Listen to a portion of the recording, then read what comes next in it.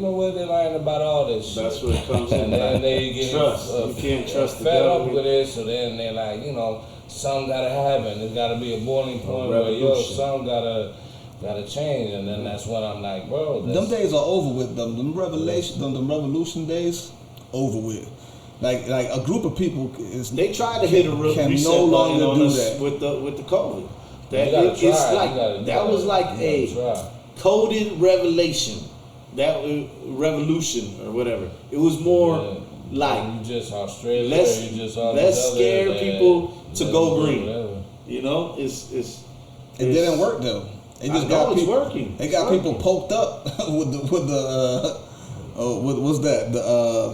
getting the shots. That's all that happened. All that happened there was everybody just got shots. But think about how cleaner we are though. Think about how cleaner we are. People ain't just, you know what I'm saying, doing dirty stuff no more. Like people know, like pandemic changed some people's hygiene level. You know what I'm saying? Like people that weren't, you wash your hands. They were washing their hands every 3 seconds. So now that's built into your psyche, DNA or whatever. Yeah, you're like a computer too, because we constantly do things. Man, I still see mocosos and arrancándose la bola y la nalga. But just look at the street. Some people just nasty. They're always gonna be nasty. The same out with them damn Doritos. And man, it's whatever, dog. But it like changed the psyche of a lot of people though, and in businesses too. Like businesses, like a lot of them stopped having foam cups. Like, oh, that's a green thing. You know what I'm saying? But what did they do during the pandemic? They gave a relief so that you could kind of change your stuff. You know what I'm saying? They were like, oh, okay, if you have a business, you're going to get the PPP or... PPP loan? Yeah, the P, whatever loans. You know what I'm saying? So that you could buy products like mask and hand sanitizer. Not only that, but the shields that go in front of you. You know what I'm saying? So now people are like, oh, okay, let me take your order, but I'm between a glass. Oh, the it's more plexiglass. sanitary. We're not giving each other germs like that. People are still respecting the 6 feet rule. You know what I'm saying? People are still. But when you go in the aisle, man, there ain't no 6 feet. A lot of people are going organic. Organic products probably you went on a plane, you ain't 6 feet. Tenfold during the pandemic. On a bus, you ain't because people wanted to get more healthy. And then I'm like, no, when you eat, it goes away. You could take it off to eat, but bro, when you finish eating, put it on, cause then it comes back out from hiding. And like, man, come on, dog. I think now it's like slowly fading away real it's quick. Over with, right? man. That was a whole hoax, man. Like, you know what I don't like about that, bro, is that. You know what I'm saying? It also kept people divided. You know what I'm saying? Yeah. I mean, we were talking about politics, how politics keep people divided. That alone was having That's people. A good point. Republican, Democrat, vax, unvax, gay, straight, whatever, you know. Anything for opposing interest. Like that, but that goes back to something like electricity, where they say, oh, you need a meter on it. Anything that you got a meter on, then you could run. Well, you need an opposing person.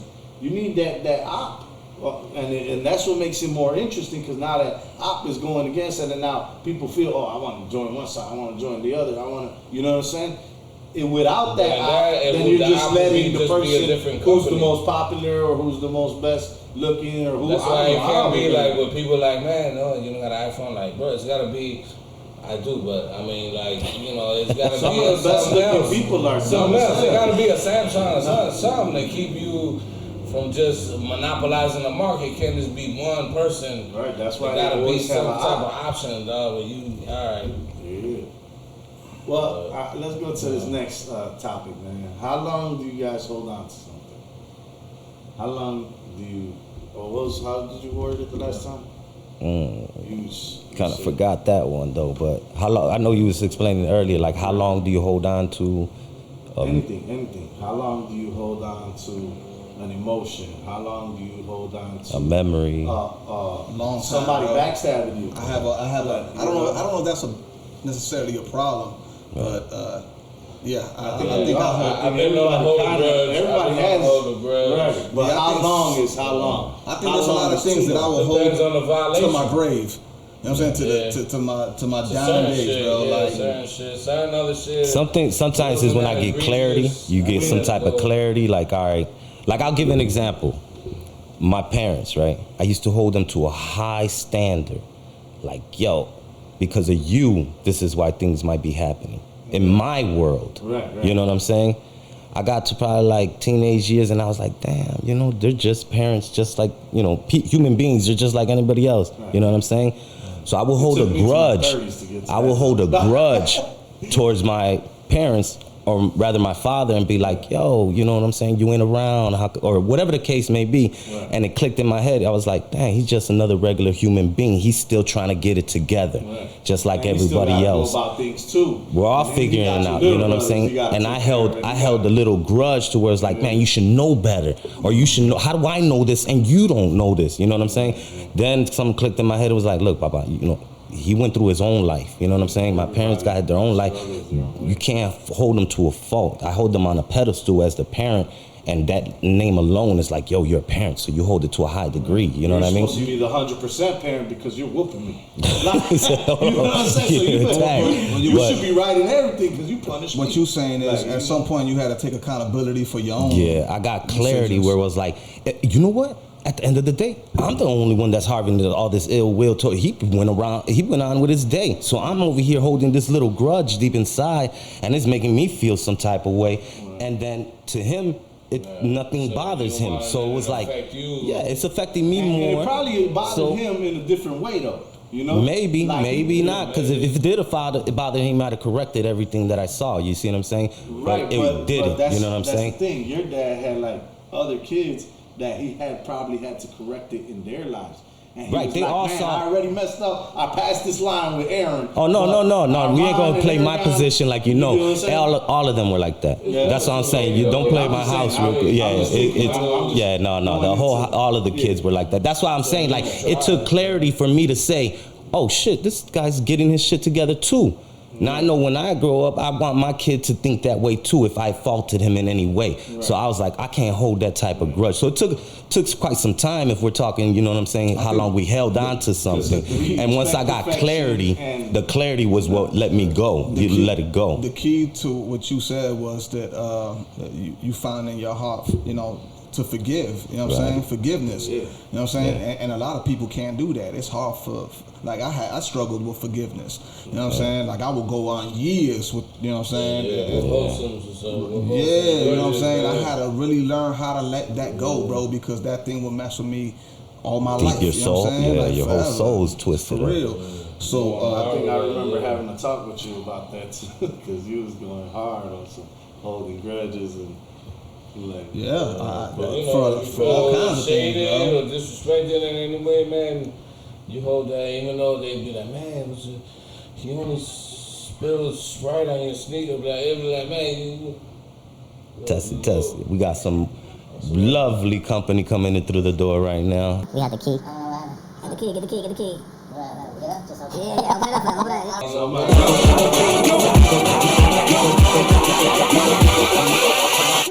Hold up.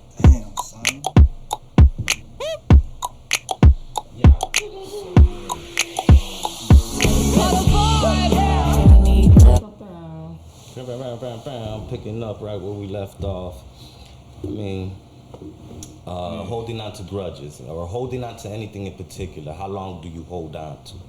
If it's a grudge, if it's a memory. Like I had a problem I was holding on to for a while, and like it would eat at me. You know what I'm saying? And until I ended up letting that problem go, Right. then I was like, man, I'm free. You feel good. You know what I'm saying? Like even though it was something that happened to me. Right. You know what I'm saying? And I was like, man, you know, like I just wanted to get this right, and after I got it right, then I was like, all right, you know, I feel better. You feel about better, it. And it never like a weight haunted me lift off again, your though. shoulder. So after that, it became in my life where I was like, man, I gotta let these things go. I can't be, you know what I'm saying, holding on to this for too long. I'm just people doing you wrong or somebody, you know what I'm saying? I think people develop cancers through that, where they hold it.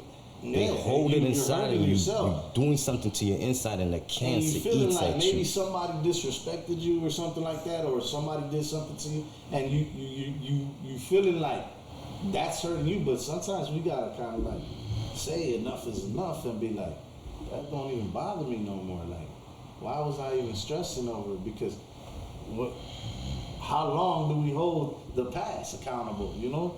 How long do we keep? That's why I think it depends on the individual grievance of what they did. You ain't gonna, you know, if somebody took $1 and compare it to if somebody, you know, backstabbed you on some serious, you know, you're gonna take that more serious. So it depends on, you know, what it is, how long you keep it for or whatever. You know, that's kind of how it is. Memory, you know, is. If it's good memory, you keep that as long as you hold on to it as long as you can. I look at it now like, you know, how could God forgive me, bro, if I can't forgive the next man? You know what I'm saying? Like, I think that is true. I just think he's at a level that we're not. You know what I mean? Like, he's able to do that. Like, he's able to see us talk to him in a disrespectful manner and be like, yeah, as opposed to, we're not God. You know what I'm saying? Where it's like, even in God's, where there was a movie where they were like, are you sure, God? Are you really gonna do that? And they were like, I'm a God. Why would you think I lie? Like, I ain't got no reason to lie to you. You know what I'm saying? Right. They're at this anatomical level where it's like, or not even that. They're just at this level of we could barely understand their mind thoughts, and not even that, but just sometimes like the story when, you know, come bring your son and sacrifice him. No, and at the end he was like, no, you know, don't sacrifice him. I just wanted to test your loyalty. Abraham. And see, you know, that also comes with time too, because I mean, let's be real, we're all human. You know what I'm saying? Right. And you know, it's hard to forgive somebody at the moment. You know what I'm saying? There's actually something in the Quran that says, if you want forgiveness from God, you gotta also ask the person that you're asking forgiveness from. You know what I mean? Like, you can't just be bring to God and be like, yo, God. Yeah. That's like with the 10-step program thing. They were like, you gotta ask for forgiveness for the people that you done wrong during your, you know, whatever. Your binge. There was a movie or show like that. I ain't asking nobody, bro. I'm asking God. I'm going straight to the source. God, please make me forgive this dude before I put a bullet in his head. You know what I'm saying? Like stepped on my Jordan 6s. Right. Hell no. Dude ain't put no butter on my popcorn. Please save me from strangling this. Please forgive me what I'm about to do to this man. Double face. Teenager. I'm always hater. Like, and then what's good enough to hold? Like, I think memories of your loved ones, maybe your kid, you know, something specific. Because I know there's certain things where it might have happened in your life, and it's like, I don't want to remember that at all. I even changed the details so I don't remember it specifically, just so that when I go back in memory lane, I'll be like, oh, it's a little foggy, you know. I'm just saying, you know. And then there's ones where that's the shit you regret. Was I really that drunk? Kids. That's a liquor store. We talked about bucket list like not too long ago. memorabilia. But like, is it Kobe Bryant rookie card? Yeah, like, You know what I'm saying? I want to hold on to that. Memorabilia? Are there possessions that I are hold. actually, because like I've been trying to like be a minimalist lately. I've been trying to, well, I always kind of been this way, but I like zero. I like nothing. I have everything. You know what I'm saying? But I like feeling like I have nothing. You know, like I don't know. It's weird. Maybe I went too far deep. No, I'm just trying. You know I'm just hearing you out. No, I'm just hearing you out. Huh? And I was like, continue. Yeah, right. We're hearing you out. You just elaborate more. That's all. Roman the 8th, nephew Uli. Jose Rodriguez Jr. and Aaron de Milagrosa.